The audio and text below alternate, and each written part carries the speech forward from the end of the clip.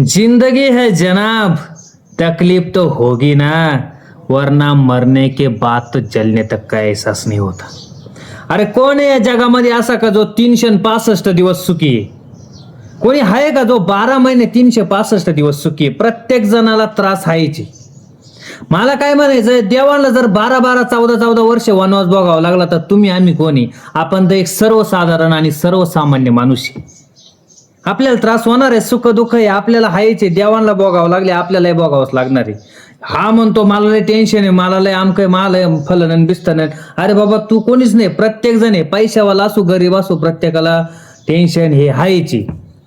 हा फक्त एक पिक्चर आहे, एक चित्रपट आहे. आपल्याला त्या चित्रपटामध्ये फक्त एक चांगली ऍक्टिंग करायची आहे. प्रत्येकाला वेगवेगळे पात्र भेटले.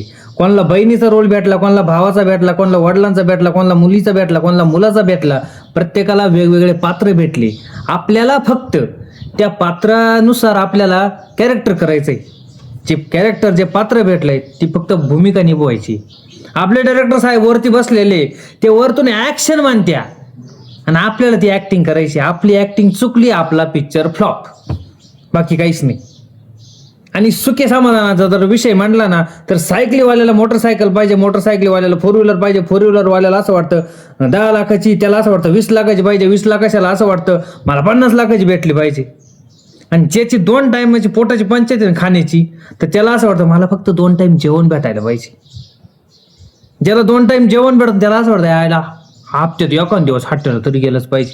त्याच्यामुळे सुखी समाधानी कोणीच नाही, पैशावाला नाही आणि गरीबही नाही. म्हणून ज्या आहे तसं चाललं ना, चालून द्यायचं, टेन्शन घ्यायचं नाही, सुखी समाधानी राहण्याचा प्रयत्न करायचा, बाकी काहीच नाही.